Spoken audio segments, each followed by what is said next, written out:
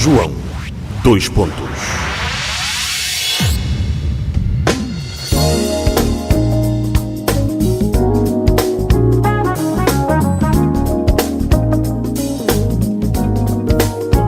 Estimados ouvintes, bom dia, bem-vindos a mais uma edição do programa João Dois Pontos. Hoje vamos falar de dois assuntos que estão a marcar a pauta de Angola, a pauta informativa, que tem, digamos, qualquer um dos dois assuntos é transversal às questões políticas e de relações internacionais. Estamos a falar do caso Manuel Vicente e da proposta que o Presidente da República apresentou ao país para o repatriamento de capitais daqueles angolanos que têm ativos no estrangeiro, ativos principalmente não declarados, não justificados. O prazo para o repatriamento destes ativos, e de acordo com o Presidente da República, João Lourenço, termina a 30 de janeiro. O que é certo é que o Governo tem estado a preparar um pacote legislativo para tratar exatamente deste assunto. Há uma polémica segundo a qual o pacote que estava a ser preparado é uma cópia ou um copy-paste da legislação portuguesa. Portanto, é um assunto que nós vamos abordar aqui com o meu convidado. O meu convidado é o jurista Benja Satula. Doutor, muito obrigado por ter aceitado o meu convite para este João Dois Pontos. Muito obrigado, bom dia João, bom dia ouvintes da MFM. Estou aqui para, na melhor das hipóteses, dar o meu contributo e ajudar a esclarecer estes dois casos. Nós já promovemos um debate sobre o assunto, o caso Manuel Vicente. Nas últimas horas houve, digamos, um desenvolvimento em relação a este assunto.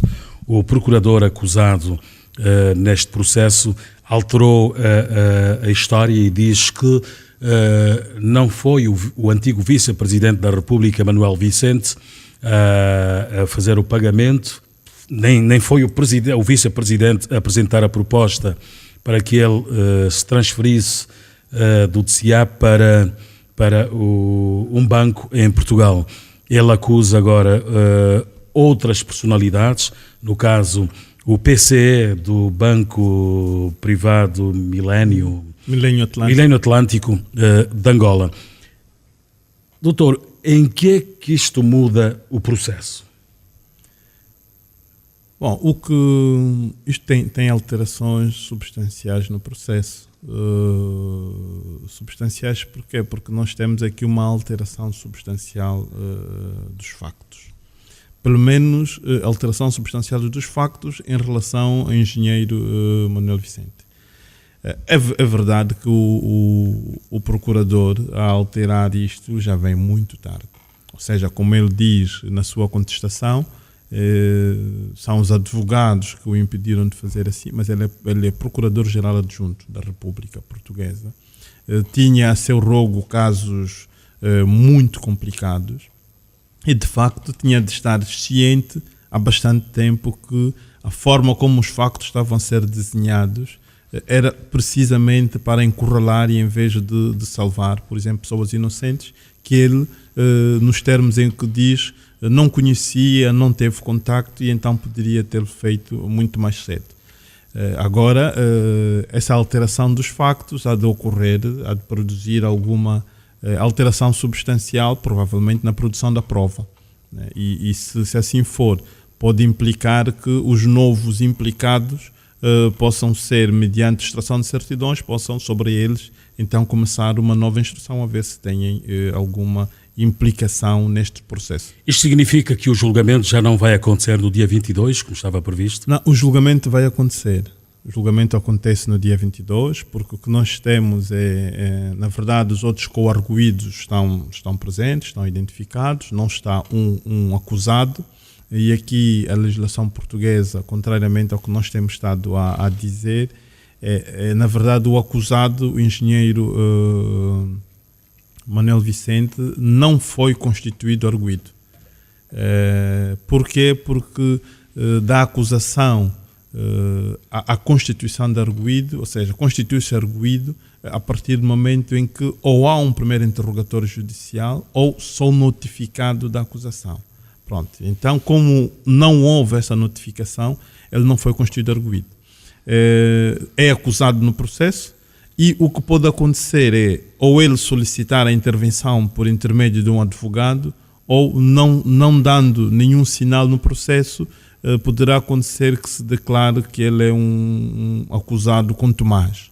E depois a declaração de contumácia tem implicações negativas na esfera jurídica e patrimonial do engenheiro, mas o que acontece é que com a declaração de contumácia o processo é separado na parte relativa ao engenheiro e o julgamento prossegue com os arguidos que estão presentes. Aqui uma questão que faz-me confusão, pois desta reviravolta neste processo.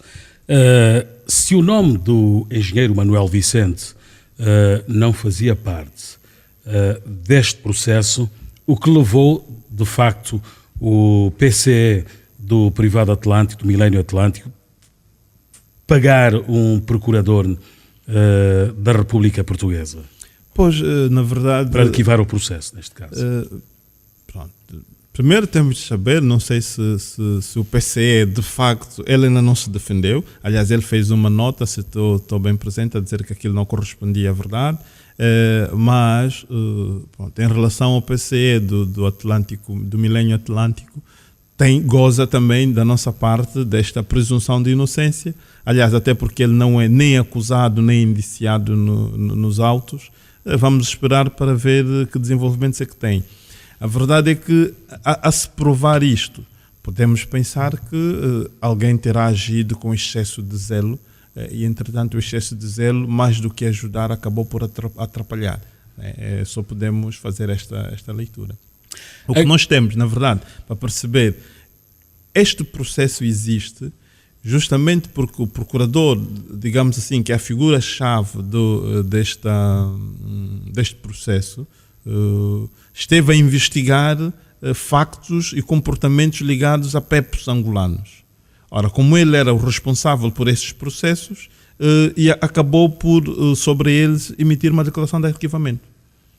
Ora, depois de emitir uma declaração de arquivamento, há aqui um outro facto que é notório, que ele arquivou os processos e abandonou, pediu uma licença ilimitada e foi trabalhar para uma das empresas, uma das instituições financeiras, para o caso de que muitas das pessoas, muitos dos PEPs angolanos que eram implicados nos processos em que estavam sob inquérito, têm algumas ações ou têm algum poder de facto sobre essa instituição. Pronto, daí há uma conexão. Pronto, deste ponto de vista há uma conexão. E é sobre esta conexão comportamental que o Ministério Público Português avançou com o processo. Agora, quem de facto motivou isto é que é outra, é o que vamos descobrir com o julgamento que vai começar. Dr. Benja Satula, como é que se processa agora, depois do juiz ter aceitado, digamos, as denúncias do tal ex-procurador contra Carlos Silva e o Sr. Proença? Bom, o que vai acontecer é que o juiz vai pedir que se abra uma instrução, que se extraiam certidões e que se abra uma instrução sobre os novos implicados. Isto pode não significar necessariamente uma suspensão do julgamento, mas pode significar que exista uma instrução paralela à medida em que o julgamento foi ocorrendo em relação àquelas pessoas em concreto. Mas o que leva realmente, e de acordo com o contacto que o Dr. Benja Satula tem com este processo, por aquilo que vem a público, o que levou de facto a acusação de corrupção contra Manuel Vicente?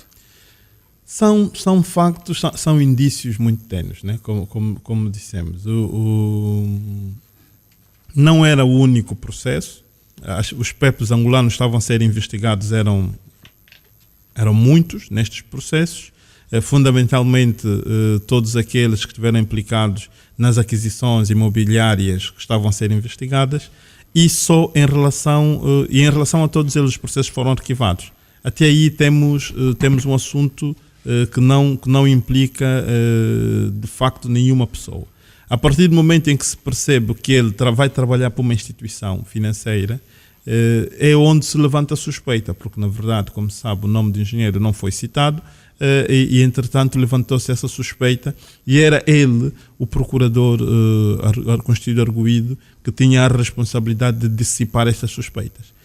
Infelizmente ele não o fez. ou se não o fez a tempo, né? E agora, de facto, encontramos no emaranhado e no novelo que é difícil de sairmos. Exato, é exatamente um processo muito complexo. A questão que eu coloco, e como especialista em direito, existe, do seu ponto de vista, inúmera jurisprudência, digamos, dos tribunais superiores a propugnar o entendimento de que são da competência da lei portuguesa, até por critério de territorialidade, julgar o caso de Manuel Vicente, ao contrário do que Angola reclama, que o caso pode ser julgado em Angola? Sim. Olha, aqui um princípio, se calhar vale a pena esclarecer os ouvintes do João 2 Pontos, que é um princípio base da competência dos Estados, é o princípio da territorialidade, fundamentalmente em relação aos crimes. E o princípio da territorialidade reclama que os atos praticados no território nacional, e o território nacional aqui compreende não só a plataforma continental, como as naves, aeronaves de bandeira, e as embaixadas e os estabelecimentos consulares. Todos os atos praticados em território nacional, nessa dimensão, são da competência do Estado competente, né? da entidade soberana daquele Estado. Ora, e então há situações em que determinado facto, apesar de ter sido cometido, praticado em determinado território, pode ser da competência de outra entidade soberana. Aí chamamos os princípios da extraterritorialidade, como é o princípio da nacionalidade, o princípio da conexão mais forte, o princípio do local da prática do ato ou do local da produção dos resultados. Aqui no caso em concreto, nós temos que todos os factos que estão a ser imputados ao engenheiro Manuel Vicente foram praticados em território português. Tendo sido praticados em território português, é de facto competente, à luz do Código Penal português e à luz do Código Penal angolano, é competente a autoridade portuguesa, a autoridade judicial portuguesa para julgar, para conhecer deste facto. E um dos outros argumentos que se apresenta é, quer em relação a Portugal, quer em relação a Angola, independentemente da nacionalidade das pessoas, se o ato foi praticado em território nacional, é de facto o ordenamento jurídico angolano ou o ordenamento jurídico português e o povo angolano o primeiro interessado que os factos praticados em Angola sejam de facto julgados e condenados em Angola, porque tem um efeito psicológico, nós chamamos isso em direito penal, a reafirmação contrafáctica do desvalor da ação. Ora, é preciso que o povo perceba que atos daquele tipo, o povo e pessoas análogas, né, titulares de cargos públicos, gestores e os cidadãos no geral, né, esse conjunto todo, perceba que os factos daquela natureza praticados em nossos territórios são de facto punidos. Pronto. E a própria prevenção tem esta ideia. Sempre que se condena um cidadão por ter praticado um facto, condena-se para que a sociedade perceba que factos daquela natureza não possam ser praticados. E quem praticar, o ordenamento jurídico tem mecanismos para reagir diante disto. Pronto, a própria prevenção geral reclama. Ora, o que acontece é que, em determinadas circunstâncias, nós podemos ter exceções. Ora, é o que nós tentamos fazer com o processo do engenheiro Manuel Vicente, ou da Operação FIS. O que o Dr. Beja Satula me está a dizer é que, no caso que nós estamos aqui a discutir, o caso Manuel Vicente deve ser julgado de facto em Portugal? Exatamente. Em princípio e por regra, deve ser julgado em Portugal, porque todos os factos que estão a ser imputados a engenheiro foram praticados em Portugal. Mas aí surge uma questão que está a ser bastante discutida pelos juristas. Quem se sobrepõe a quem? As leis internas ou o direito internacional? Não, isto é um falso. Não tem nada a ver, não há relação. Não há. E eu explico porquê. Porque, repare, do ponto de vista do Código Penal, nós temos essas duas realidades. Pronto. Então, o que não temos, o que é preciso esclarecer é que, à margem do Código Penal, nós temos então acordos.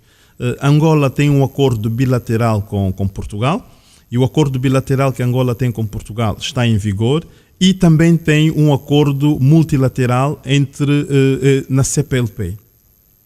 Ora, o que acontece é que dentro desse processo é preciso encontrar uma escapatória para que as autoridades angolanas possam solicitar então a transferência do processo. E essa escapatória é muito difícil de encontrar nos termos quer do acordo bilateral, quer do acordo multilateral, por uma razão muito simples. Porque o que tinha que acontecer era as autoridades portuguesas, no âmbito da lei da cooperação judiciária em matéria penal internacional, a lei portuguesa, e no âmbito da lei angolana, e no âmbito do acordo bilateral entre Angola e Portugal, sob auxílio à cooperação judiciária, e no âmbito do auxílio judiciário mútuo da CPLP, o que nós temos é que, de facto, quem devia pedir autorização, quem pediu colaboração foram as autoridades portuguesas. Ora, tendo pedido colaboração, aqui pediram colaboração para notificar. Então tinha de ser, da parte de Portugal, o interesse, nesse caso do ordenamento jurídico português, o interesse em que este processo fosse julgado ou em Angola ou que Angola auxiliasse a que em Portugal o processo fosse feito da melhor forma possível. Ora, o que acontece é que nós, tendo-nos sido notificados no âmbito do apoio que se pretende, o que fizemos foi dizer, não, nós queremos julgar este processo. Ou primeiro, já tínhamos reagido de uma forma, dizendo que não havia como notificar porque aqueles comportamentos em Angola já estavam amnistiados, e depois então solicitamos a transferência do processo. Em bom rigor, os acordos não estão do nosso lado. Quer o acordo bilateral, quer o acordo multilateral não estão do nosso lado. Porque, na verdade, não há, deste ponto de vista, interesse da autoridade portuguesa para que isto aconteça.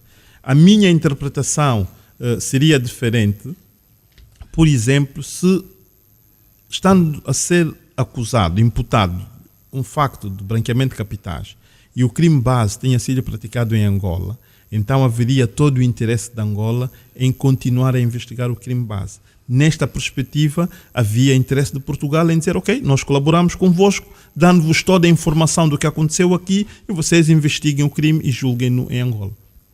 O que acontece é que estes processos que deram origem aos inquéritos que foram arquivados foram amnistiados. E por causa da amnistia, também os processos acabaram por não seguir adiante. Os atos subsequentes foram praticados na ordem jurídica portuguesa. E aí, na ordem jurídica portuguesa, onde, em princípio, nos termos do Código Penal português, do Código Penal angolano, da Lei da Cooperação Judiciária em matéria penal, cooperação internacional angolana, e da lei portuguesa de cooperação judiciária, é, de facto, Portugal a ordem jurídica competente para julgar isto. Aqui uma situação, eu vejo que Angola trata do caso como se fosse um assunto de Estado, por outro lado, Portugal trata do caso meramente no fórum individual da pessoa, no caso do engenheiro Manuel Vicente. Vamos tentar transferir essa discussão do ponto de vista daquilo que Portugal pensa. Nos termos do âmbito pessoal, qual é, digamos, a aplicação deste processo? Portanto, o Dr. Benja Satula falou-me aqui de imunidade, o engenheiro Manuel Vicente goza de imunidades da parte de Angola. Portugal, certamente, que não reconhece as imunidades do engenheiro Manuel Vicente, isto de acordo com a lei portuguesa. Os dois países veem o caso de maneira diferente? Sim. Se calhar era aquela situação do novo, né? na areia, quem está de um lado vê 6, quem está do outro vê 9. Pronto, os factos são os mesmos, mas vemos. Aqui, em relação a imunidades, é preciso perceber uma coisa. E temos de ser honestos e sinceros a dizer que há um abuso. Confunde-se muito em Angola o ser portador de um passaporte diplomático com imunidades diplomáticas. Não são exatamente a mesma coisa. Porque há uma classe especial, uma classe específica a quem o ordenamento jurídico internacional, a comunidade internacional reconhece imunidades diplomáticas. São os diplomatas. Todos aqueles que estão na carreira diplomática, que estão em exercício de funções diplomáticas, representam um Estado além fronteiras, têm, de facto, imunidades diplomáticas, não por serem portadores de passaportes diplomáticos, mas por estarem abrangidos no Tratado Internacional sobre Diplomacia. Pronto, então aqui é preciso distinguir imunidades internacionais e imunidade interna. Pronto, do ponto de vista da imunidade do direito internacional público, nem o vice-presidente e os presidentes da República, os primeiros ministros, os chefes de Estado, os chanceleres, não têm imunidades do ponto de vista do direito nacional público. Não têm. Têm imunidades constitucionais. Ora, as imunidades constitucionais prevalecem do ponto de vista interno. Não têm implicações extraterritoriais. Ou seja, o que há extraterritorialmente são cortesias. Mas depois temos um outro problema, que é essas imunidades constitucionais vigoram no lapso de tempo em que eu estiver a exercer as minhas funções. E depois há um lapso de tempo posterior a esse período. Os factos que são imputáveis ao engenheiro Manuel Vicente são factos praticados antes de estar na qualidade de diplomata. Se estamos recordados, nós vamos olhar para o caso em que envolveu um diplomata angolano, que é o caso Pierre Falcon. Ora, Pierre Falcon estava a ser investigado em França por tráfico de armas e nós, Angola, sentimos que havia necessidade de o proteger justamente pelos serviços relevantes que ele tinha prestado. Ou seja, do ponto de vista internacional, ele até poderia ser visto como um traficante de arma e estar a violar o embargo em que Angola estava envolvido, mas do ponto de vista de Angola, nós estamos a ver que era um amigo de Angola que, de facto, nos momentos difíceis, estendeu-nos a mão. E o que é que nós fizemos? Nós atribuímos ao Pierre Falcon o estatuto de embaixador de Angola na Unesco. Pronto, a partir daquele momento, contra ele, ninguém tocou, porque eram imunidades diplomáticas. Ora, enquanto estivesse no uso de imunidades diplomáticas, ninguém o tocou. Pronto. É diferente de falarmos de imunidades constitucionais. As imunidades constitucionais não têm implicações extraterritoriais e mais. O engenheiro Manuel Vicente praticou os factos, não estão provados ainda, os factos de que vem imputado e indiciado e acusado são factos que foram praticados antes dele adquirir essas imunidades constitucionais. Desse ponto de vista, a interpretação que Portugal faz é conforme a lei e, de facto, Angola está a fazer uma interpretação política e invulgar do estatuto e da imunidade constitucional de que goza o engenheiro Manuel Vicente. Mas é possível fazer uma interpretação não política do caso da parte de Angola? Não. Eu honestamente penso que nós fizemos muito mal. Foi um caso que nós demos um mau tratamento, porque era uma situação que a Procuradoria-Geral da República deveria assumir, justamente para afirmarmos que as instituições são fortes. Porque quando vem o Ministro das Relações Exteriores e quando vem o Presidente da República pronunciar sobre factos que, de facto, se é uma entidade que tem imunidades, em princípio, o advogado do Estado é o Procurador-Geral da República. E então era deixar ao Procurador-Geral da República fazer esta defesa. A partir do momento em que nós passamos isto para o fórum político, claro que acabamos por ficar mais prejudicados do que beneficiados. Pronto, e isto agora transformou-se numa batalha entre entidades judiciais portuguesas e entidades políticas angolanas. Né? E deixamos completamente arrumado o Procurador-Geral da República, que era a pessoa que tinha a responsabilidade de levar, e a Procuradoria-Geral enquanto instituição, que eram as pessoas, e que tem muitos acordos de cooperação, que são excelentes acordos de cooperação, de formação, de troca de informação, nos termos dos acordos que temos, que poderíamos ter conseguido melhores resultados do que a forma como assumimos. Ao assumir desta forma, diz o quê? De facto, encontra-se aqui uma incongruência no discurso de que vamos combater a impunidade e precisamos de instituições fortes, e a atitude que demonstra que as nossas instituições não são fortes, então é preciso que numa situação dessa natureza o Presidente da República e o responsável do Departamento Ministerial para Relações Exteriores venha de facto se pronunciar. Acabou inquinando esse processo. Dr. Beja Satula, mais do lado de Angola, de especialistas angolanos alegam, mesmo os políticos angolanos fazem referências várias vezes sobre o acordo de cooperação jurídica e judiciária celebrado entre Angola e Portugal. Do lado de Portugal, quase que ninguém se refere a este acordo.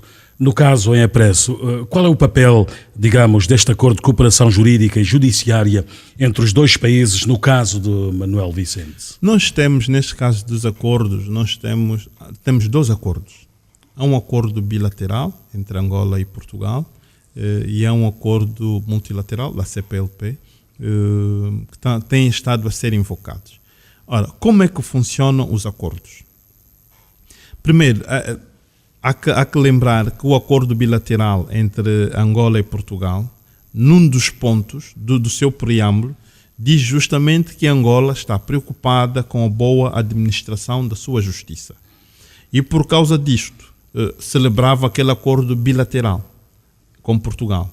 Mas no âmbito do acordo da CPLP, entendia-se que era necessário que existisse esse acordo, tendo em conta a livre circulação de pessoas e bens, a movimentação transfronteiriça, essa mutação e essa deslocação espacial de pessoas e de investimentos. Era fundamental que existisse um acordo, quer do ponto de vista de direito civil, quer do ponto de vista de direito penal. Pronto, este acordo existe.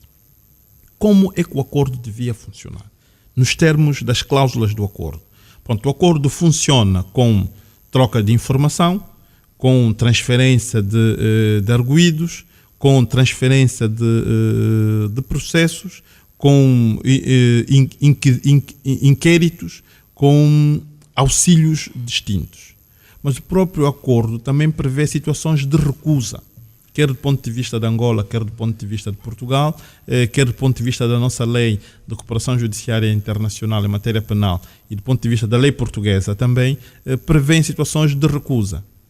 E então o acordo começou a ser aplicado. No início do processo, o acordo estava a ser aplicado. Tal é que o acordo estava a ser aplicado que as autoridades portuguesas solicitaram às autoridades angolanas que notificasse o engenheiro Manuel Vicente. Ora, a pergunta é, poderiam ter esperado um momento diferente? Podemos dizer, poderiam.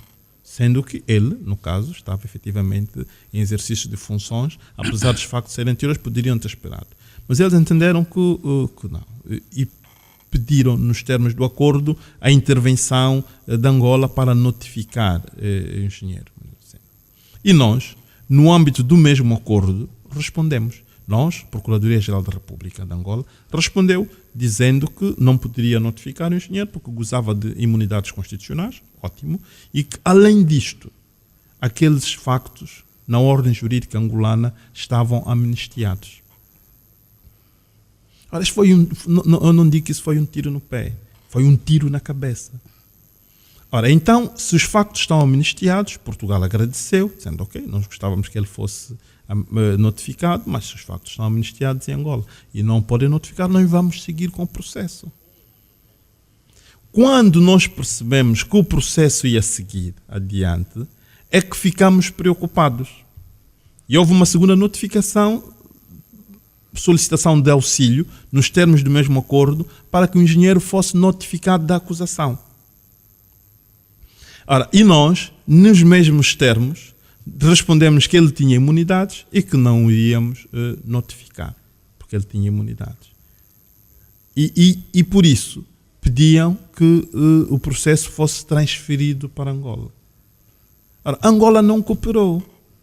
No âmbito do acordo, nós não cooperamos. E quando cooperamos, fizemos-lo mal. Ora, então, imagine, João, como é que há de pensar as autoridades portuguesas, sabendo que, tendo solicitado a Procuradoria-Geral da República angolana para notificar, eles não notificam e dizem isto está amnistiado. Que segurança é que eu tenho que um coarguido ou um coacusado, vamos assim dizer, num processo como este de corrupção, eu separo os processos e mando a parte dele para Angola, o que é que vamos obter afinal? Nada. É condenação de um procurador que foi corrompido e não condenação do suposto corruptor. Caso fossem condenados, porque o processo pode dar em absolvições, por falta de provas substanciais, pode dar em absolvições. Pronto. Aquilo é instrução, foi o inquérito, foi a instrução. Ora, percebendo isto, depois de ter dado essa resposta, depois de perceber isto, se eu peço o processo, obviamente, a outra parte sabe que não estamos a ser sérios.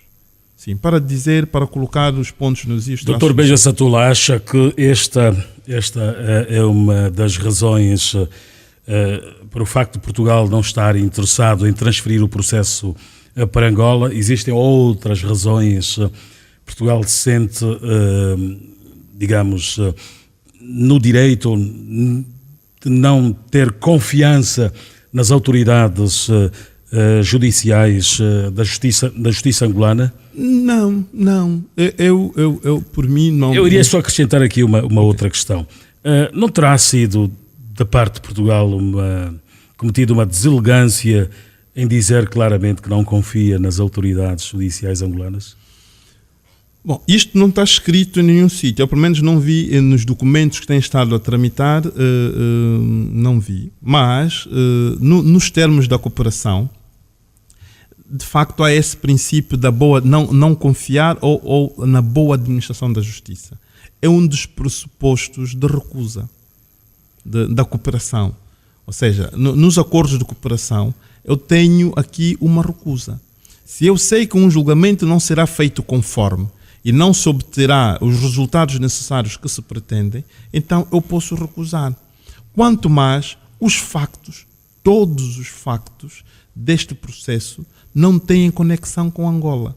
A única conexão que têm com Angola é o princípio da personalidade ativa. Ou seja, o facto de que um dos coarguidos ou um dos coindiciados no processo, um dos imputados no processo, é de facto de nacionalidade angolana. Fora isto, não temos nada disso. Ora, a questão é, por que é que nós temos de fazer fincapé num processo em que a única conexão que tem com Angola é da personalidade ativa de um dos indiciados? Quando todos os factos, em razão aqui a competência de Portugal, em razão do território, em razão da matéria, estão de facto completas. Então, o que Portugal quer, do ponto de vista da reafirmação contrafáctica, é de facto que o processo corra a seus termos em Portugal, para que, pela justiça portuguesa, chegue a um fim. Não significará necessariamente uma condenação, mas eles querem fazer a justiça nos seus termos, porque a conexão mais forte é Portugal, porque é o território onde os factos foram praticados, são as instituições portuguesas que acabaram abaladas. Na verdade, o argumento da boa administração da justiça, Angola também tem esse argumento e pode, em muitos casos, rejeitar cooperação sobre isto. E mais, é uma coisa que é importante perceber. A cooperação não é, os acordos de cooperação não são para serem feitos e para serem solicitados nos termos em que Angola pregoa. Eu creio que, em algum momento, alguém aconselhou mal as autoridades angolanas. Por quê? Porque eu penso que quem pediu cooperação foi Portugal. E Angola é que estava na posição de cooperar. E Angola, na posição de cooperar, afirmou que não o iria fazer justamente porque o engenheiro gozava de imunidades. Primeiro. Segundo, porque aqueles factos estavam amnistiados. Ponto. A partir desse momento, a cooperação deixou de existir. Por que é que eu viria, num momento posterior, por isso é que eu digo que isso foi muito mal conduzido, porque é que eu viria, no momento posterior, solicitar a transferência do processo? Quando eu já disse que os processos foram amnistiados. E quando todos nós sabemos que a consequência da amnistia é, de facto, um limpar do comportamento, é a inexistência de um comportamento de crime. Pelo menos naqueles termos. Ora, então, para isto, eu vou continuar a fazer, do ponto de vista da prevenção geral, do ponto de vista do princípio da territorialidade, vou continuar a conduzir o processo e o julgamento em meu território. É esta a interpretação. Tudo o resto, eu acho que são interpretações emocionais, São interpretações políticas e é de facto mau e é desprestigiante para a ordem jurídica angolana, de todo. Aqui uma questão já para fechar este segmento, uma pergunta direta e muito simples. Deve Portugal ou Angola entregar a um ou ao outro arguidos que tenham cometido crimes em um dos territórios e entregá-los ao país de origem? Sim, por causa da cooperação. Por exemplo, num caso muito simples. Aqui temos um paradoxo no caso do engenheiro Manuel Vicente. Não.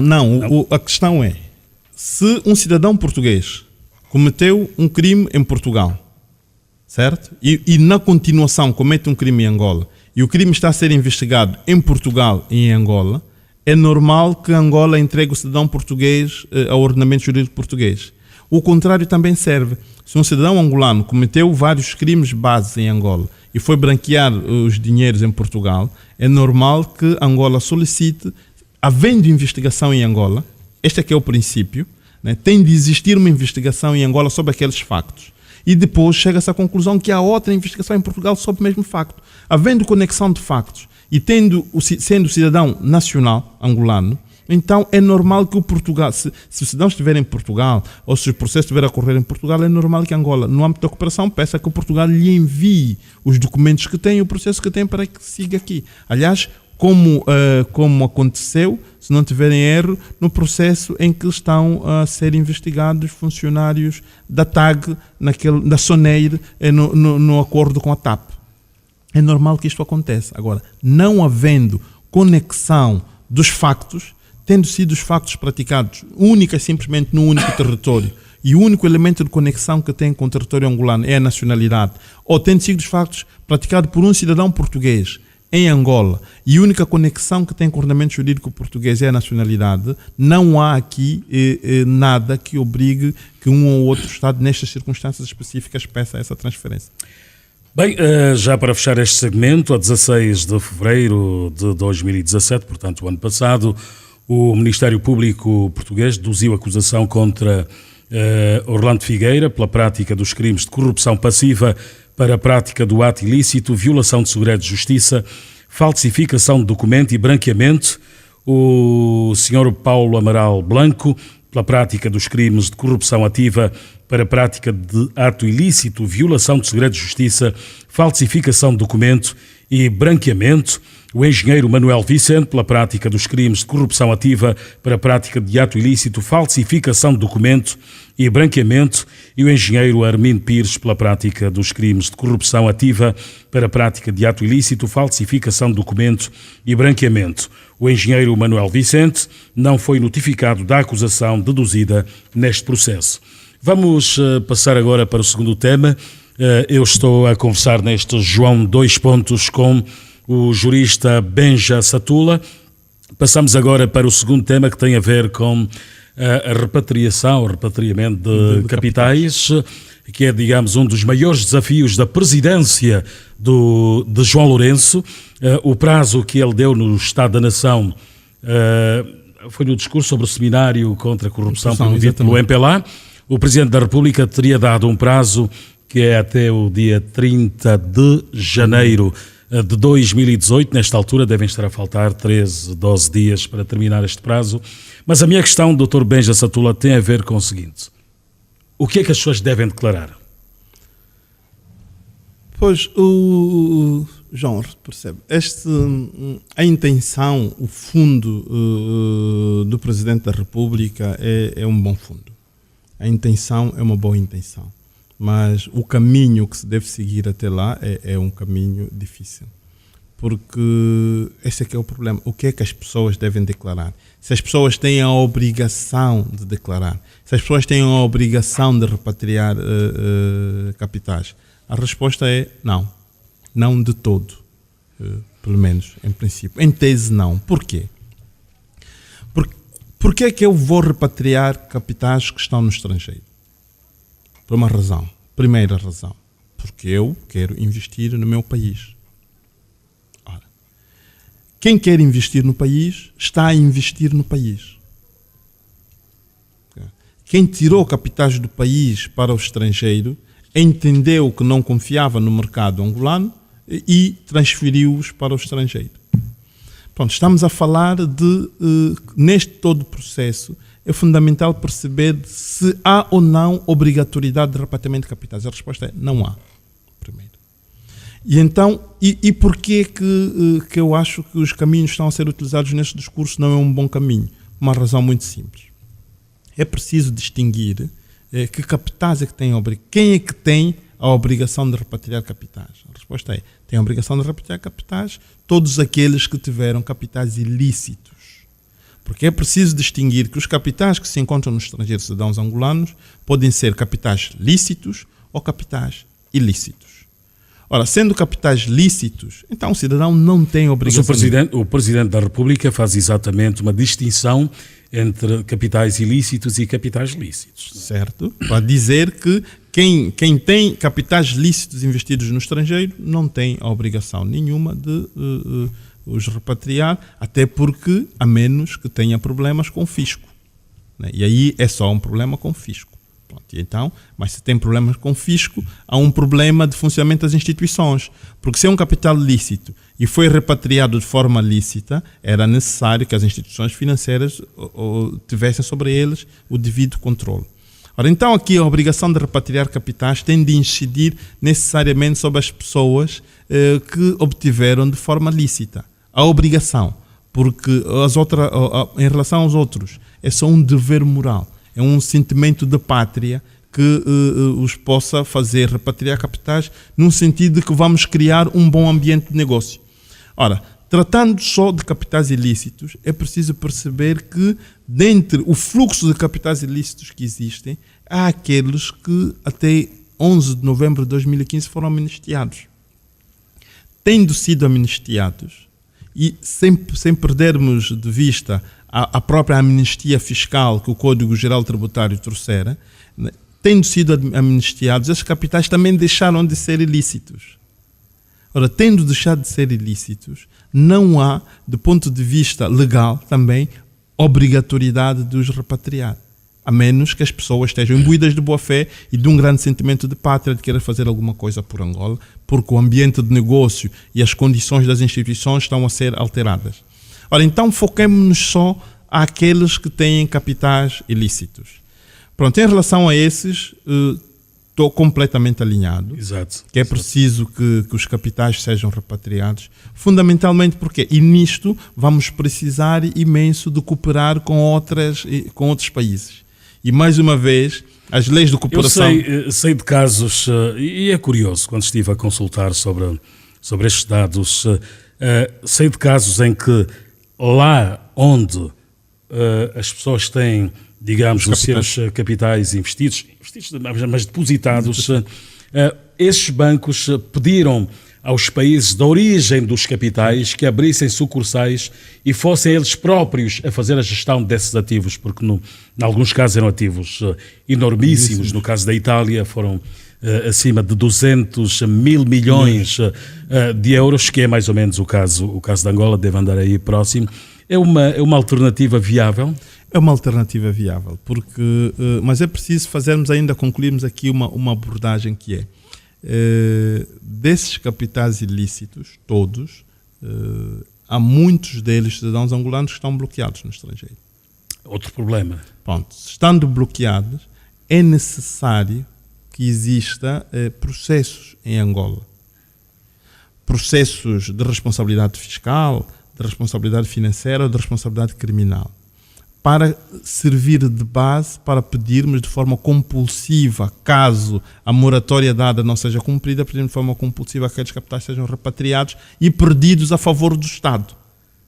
É preciso que isto fique muito bem claro. É assim, quem tem os capitais ilícitos e não os repatrie no âmbito da moratória que foi dada, é fundamental que depois se perceba, afinal, que se eles não o fizerem desta forma, se eles vão feito de forma compulsiva e aquilo há de se perder a favor do Estado. Ora, então é importante que isso aconteça. Só que depois, se fazendo repatriamento de forma voluntária de capitais ilícitos, levanta um problema muito grande, João, e é preciso discutirmos sobre isto.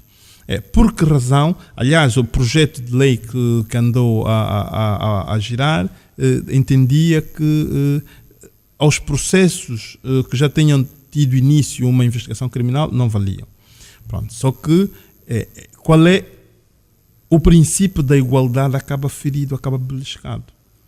Porque se há aqueles que têm capitais ilícitos depositados nos estrangeiros, há também cidadãos nacionais, titulares de cargos públicos ou titulares de cargos políticos ou seus amigos, os seus associados, que têm em Angola capitais ilícitos, identificados ou não. Então é preciso que se dê a mesma oportunidade às pessoas que têm capitais no estrangeiro e às pessoas que têm capitais em Angola de os devolver ou de os declarar. É preciso que isto aconteça, porque darmos benefício só a quem tem capitais ilícitos no estrangeiro, depois de ter provocado um rombo no erário público, não faz muito sentido, privilegiando mais uma vez o que vem do estrangeiro com desprimor do que está em Angola. Ora, é preciso dar um tratamento igualitário, porque há pessoas que estão sob investigação cá, que têm contas bloqueadas sobre determinados capitais. Ora, se eles estiverem na predisposição de os devolver, é fundamental que se lhes aplique em relação a eles o princípio da igualdade, o mesmo tratamento dos outros. Agora, é preciso que, de facto, a opção da Itália é uma boa opção. É preciso encontrarmos aqui instituições que sejam capazes de gerir estes ativos, né? Sendo que os titulares não percam. Isso faz-me, se quer que eu lhe confesse, isso faz-me imensa espécie, né? Que capitais ilícitos sejam repatriados e continuem na esfera jurídica de quem tem provocado uma ilicitude sem estar amnistiado, continua a usufruir dele fazendo investimentos. Mas pronto, é uma questão de abordagem e quem pois, decide... os casos que eu estive a acompanhar, que é a Itália, o Brasil e mais um país, Estados Unidos da América, agora mais recentemente a Arábia Saudita e a Nigéria, é que sobre estes capitais repatriados, o Estado, e de acordo com, por exemplo, a legislação portuguesa, a legislação brasileira, o Estado apenas aplica, digamos, as questões que têm a ver com a ordem tributária, deixando que os capitais se mantenham na esfera jurídica destas pessoas. Acha que nós fomos um bocadinho precipitados ao anunciarmos este assunto sem, de facto, termos instrumentos jurídicos à disposição? Creio que sim. Eu percebo o discurso do Presidente, eu percebo a intervenção do Presidente e é preciso distinguir que naquele seminário do grupo parlamentar o Presidente João Lourenço esteve lá na qualidade de Vice-Presidente do MPLA e não na qualidade de Presidente da República, certo? E aquelas declarações, ele não tem de se sentir amarrado àquelas declarações porque foram feitas por um vice-presidente do MPLA. Pronto, não vinculam o país. As únicas declarações que vinculam o país são as declarações feitas na qualidade de Presidente da República. E então aí é preciso nós prepararmos instrumentos necessários, tendo em conta a nossa conjuntura. É preciso olhar para as nossas debilidades, porque senão o que vamos fazer é dar, de alguma forma, uma amnistia financeira, mas depois acabamos por não ter o retorno necessário destes capitais. Ora, e também às vezes é fazermos uma frente sem, no entanto, conseguirmos dos parceiros internacionais, porque vai ser importante que os outros ordenamentos jurídicos atuem, e nesse caso em concreto Portugal vai jogar um papel fundamental, Portugal, a Suíça e tantos outros países jogam um papel fundamental porque efetivamente nós precisamos disto para realavancarmos a nossa economia, mas é fundamental que não se faça festinhas e não se deitam rosas a pessoas que andaram a desfalcar o erário público sem que nenhuma consequência existisse. Para mim, creio que nas condições em que os capitais estão identificados, a ilicitude dos capitais também estão identificados, era fundamental que eles fossem perdidos, pelo menos em alguma percentagem a favor do Estado. Como é que estes indivíduos que estão dentro desta categoria poderão demonstrar, digamos, a licitude destes ativos? É a partir da proveniência. Porque Okay? É a partir da fonte, e a fonte é Angola, e aí faz todo sentido, que ele prova que tem investimentos e teve investimentos suficientes, porque a maior parte desses comportamentos estão amnistiados, exceto se caírem no âmbito do peculato. Ora, é preciso que ele prove cá que de facto tinha investimentos necessários para isto.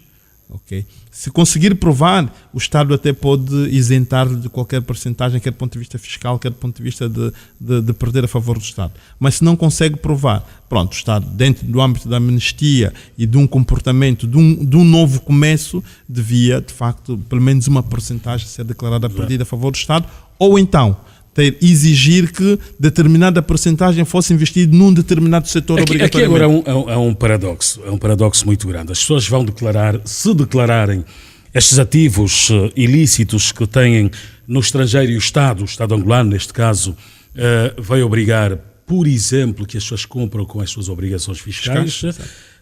Se as pessoas declararem, de facto, estes bens, mesmo estando no estrangeiro, e cumprirem com as obrigações fiscais, ainda assim há a obrigatoriedade de os repatriar? Não, esse é que é o problema. Porque, na verdade, é por isso que eu disse, acabamos por dar um certificado de fiabilidade a determinados rendimentos, mas depois as pessoas continuam a fazer investimentos e aplicações noutros mercados.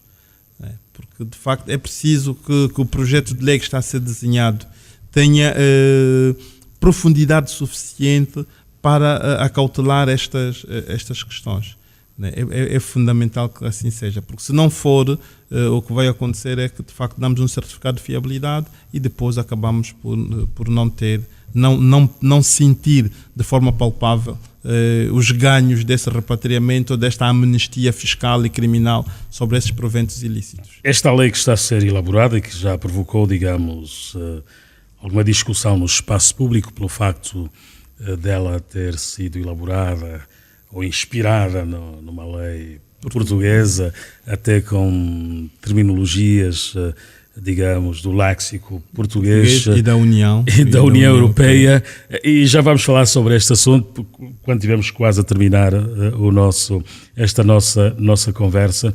A questão que é relevante e que está a ser colocada por alguns especialistas aqui em Angola é se a lei prever refletir, digamos, algumas sanções ou condenação criminal sobre estes indivíduos que transferiram capitais ilícitos para o estrangeiro, se a lei refletir, digamos, sanções criminais, eles podem estar inibidos, de facto, de aderirem a esta proposta do Presidente da República? Sim, claramente sim. Porque o que nós temos, aliás, a lei tem um recado. Eu até digo mais, do ponto de vista técnico da legística, essa lei é uma lei temporária. É uma lei que vem vigorar num curto espaço de tempo.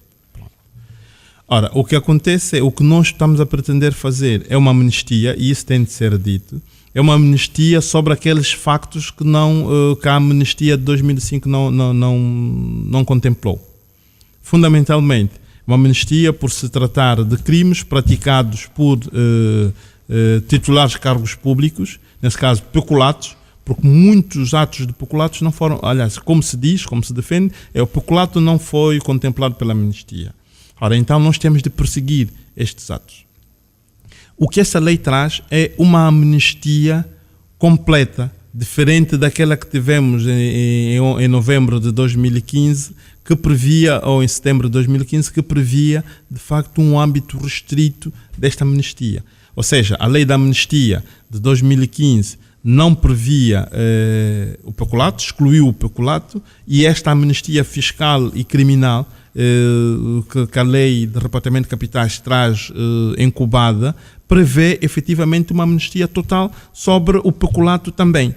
Ora, a ser assim, é verdade que tem de ser uma lei temporária, não pode ser eterna, é dizer, ok, tem aqui uma oportunidade, porque fora isto nós vamos de facto fazer um combate.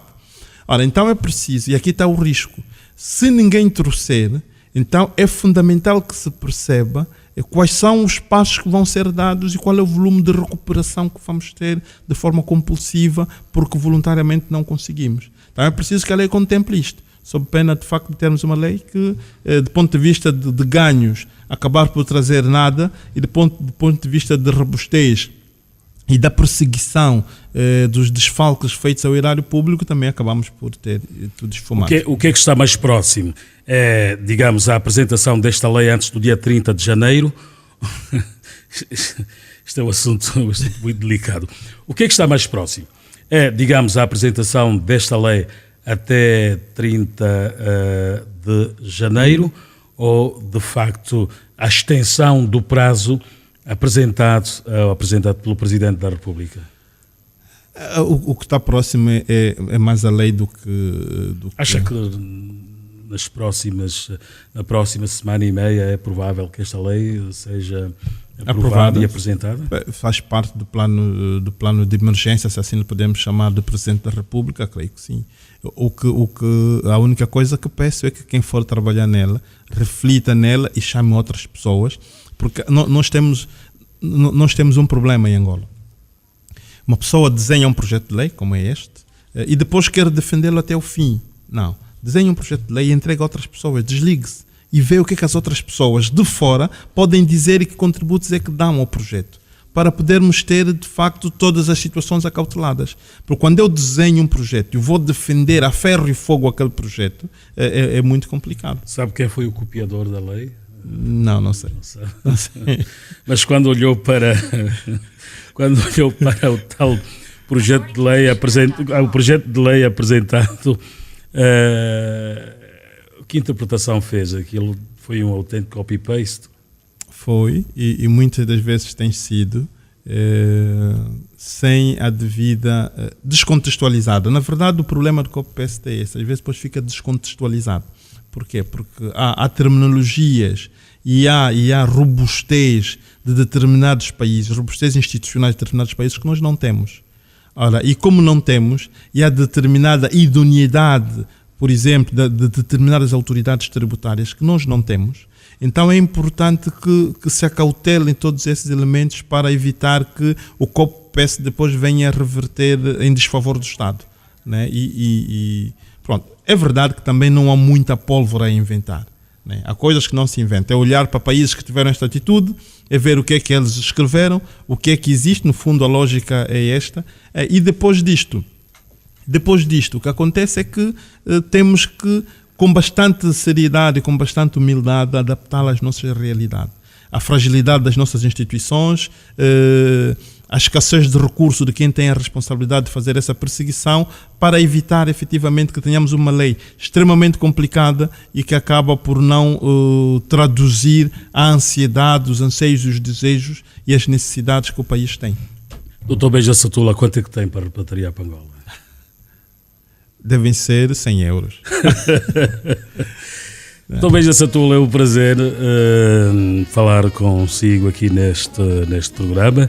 Hoje selecionamos apenas 2 temas, poderíamos ter falado de outros assuntos que marcam também a discussão no espaço público de questões que têm a ver com o direito, a aplicação do direito em Angola. Hoje preferi falar consigo sobre o caso Manuel Vicente e a proposta do Presidente da República sobre a repatriação, o repatriamento dos capitais ilícitos de angolanos no exterior. Muito obrigado mais uma vez por ter aceitado o meu convite. Muito obrigado, João, e um bom trabalho. O meu técnico foi o Edson Machado, eu sou o João de Almeida. Bom dia, boa sexta-feira. João, 2 pontos.